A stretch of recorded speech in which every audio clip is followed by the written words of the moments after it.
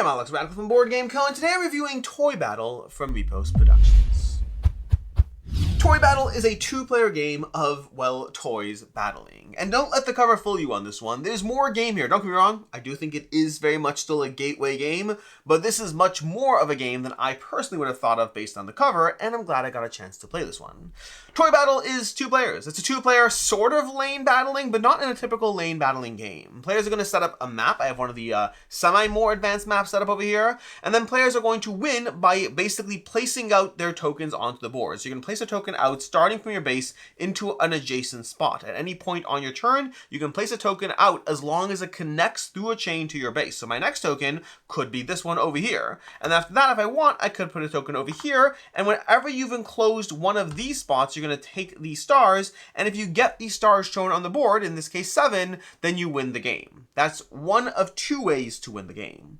The other way to win the game is to get a chain of linked troops all the way up to your opponent's base. If you eventually get to the part where you can go ahead and put a troop down onto your opponent's base, then you win the game that way as well. So two ways to win. Get the number of points shown on the board through area control of connecting little groupings of your people around these stars, or just lead to your opponent's base. Although things are going to be a little more complicated than me just putting other tokens like I just did, because your opponent's also placing out tokens. There's one other action you can take on your turn, though, before we get to that. The other action you can take on your turn is simply drawing 2 tokens to your supply from your face-down tokens. Because you're going to start off with 3 or 4 tokens, depending if you're first or second player. And then on your turn, you either place a token out and do the action of the token, or alternatively, you draw 2 more tokens and you place them onto your player board, adding to your limit, although you have only 8 that you can have maximum on your board at one time.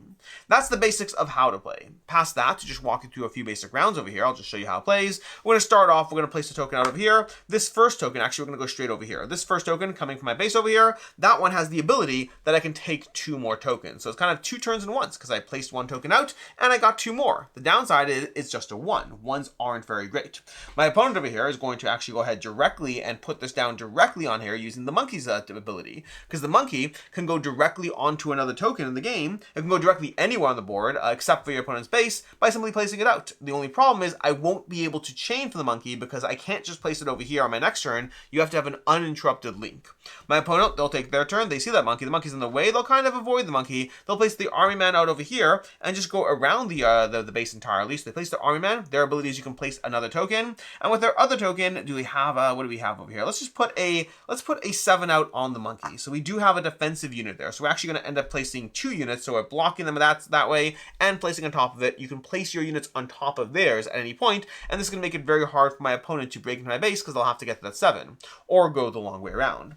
Then my other person over here, they're going to take 2 more and place them onto your sideboard over here, and then back to this team over here, and they'll take one of their tokens. They'll put out, you know what, they'll just go ahead and put a 6 out. They're trying to protect themselves from multiple sides. They have a 6 over here and a 7 here as a strong defense, and the 6, the unicorn, lets you draw another token to your supply. Back to this team over here, they'll put on an army man as well, and they'll follow that up with a 6 as well, placing it onto the board, and then take another token back to their board. Now over here, we could try to advance them a bit more, but we'll take 2 tokens, placing it behind our grid, and then back to over here. What are we going to do over here? We'll place the 3 out over here because the 3 has the ability that you can discard an adjacent token. So that's strong 6. That would be hard to deal with. We're going to discard it instead because that's the ability of the 3, which is not great for us, what we were trying to do at least. Instead, I think we'll go ahead and we will place another 6 out over here to once again protect ourselves over there and put another token behind our grid.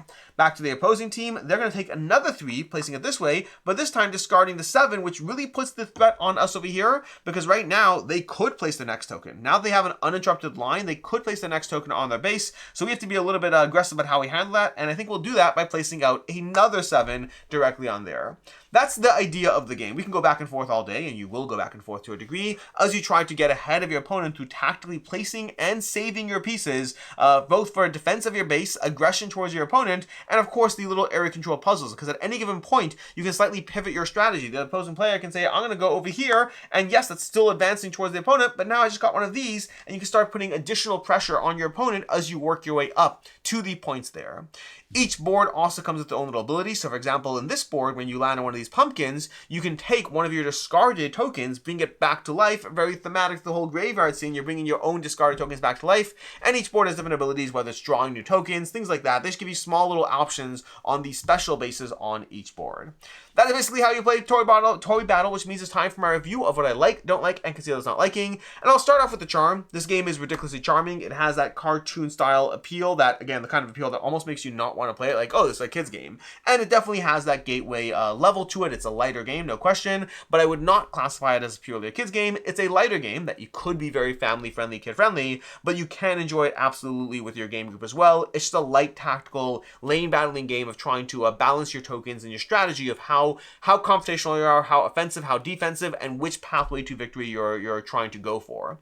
Additionally, there's decent decision space in the game because of those different levers of what you can do to win, and because of how reactive you have to be to the board. There's a lot of decision space, more than would seem at first glance, both in terms of how you manage the particulars of the board that you're on, how you manage the units that you have on your board, how you manage prepping your board versus being like ready to just offensively run at your opponent. Like how much do you want to charge and rely on the abilities of your units to draw more versus having a fully slotted board that you can do the most with. There's a lot of small decisions you can make around I think there's only 8 unit types in the game, and there's a lot of decisions based around those. And in addition to the 8 unit types, there's 8 boards. Over here, I'm just going to show you these boards for a little bit. We'll just take those off. We got board number 1, we have board number 2. So this one over here, there's no abilities on this board, but it's an asymmetric board, which is most of the boards are usually very symmetric. We have our starting basic board over here. So this is the starting board that you start with. And then we have this little water board. So again, the charm is top notch as far as the charm, the art, the presentation. We have our little galaxy board. Again, all of them come with their own small little ability in them. We have our desert army man board. This is army man. Oh my gosh, I haven't even shown this to my son yet. He's gonna love this. An army man. This army man units and an army man board. There's the cloud rainbow over here, and then over here, lastly, we have the the Indiana Jones style jungle adventures. And so we have all of those bringing you different flavors, and all of them, by the way, have their own associated unit. The Army Man goes with the Army Man board. We have the pirate for the pirate boards. We have the Halloween board with the skeleton. Each toy comes with its own realm that it's playing in effectively.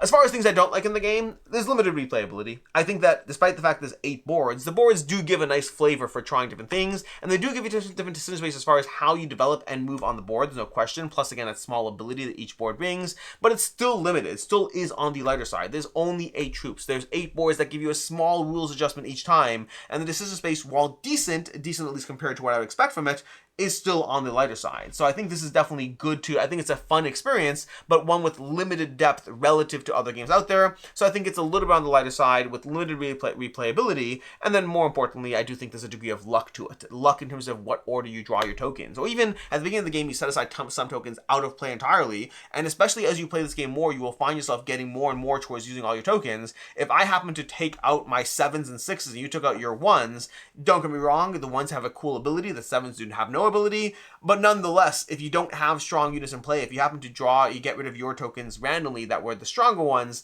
there's definitely a degree of luck in that, as well as the order you draw your tokens in. As far as I can see, others not liking, honestly, I didn't really have anything in this category. I think it is a lighter game. I don't think there's a ton to really complain about as far as what it's doing. The biggest thing is you might just not be the target audience for it, given the fact that it is, again, more strategy than you would think looking at it, but it still is on the lighter side, all things considered. As far as final thoughts on this one, I'm enjoying Toy Battle. I'm having fun with it. I do not expect it to be a game that will stick around forever for me. It's a little too light for that, but at least for right now, I still want to play it myself, even with, other people in my game group. It's a fun, simple, play a bunch of tokens down and try to work your way towards your opponent's base or towards those 7 or 8 different maps with different numbers on it. So however many tokens you need, the stars you get. So I'm enjoying it. I still want to play it. If it was just me alone, I think I'd play it a bunch more and then get rid of it and move on. It wouldn't be here in 6 months, but I do plan on also playing with my kids and seeing how they like it, because honestly, if they like it, I can see them playing with each other, and I would happily play this with them anytime. This is one of those games that it's not a chore to play with my kids. It is definitely a little lighter than what I typically engage with myself, but I would happily play this with my kids or any gateway gamers at any given point. So I'm coming in at a 3.5 out of 5. It is very charming, very accessible. You do have to know the weight class of where it is, but outside of that, I think they knocked it out of the park for their target audience.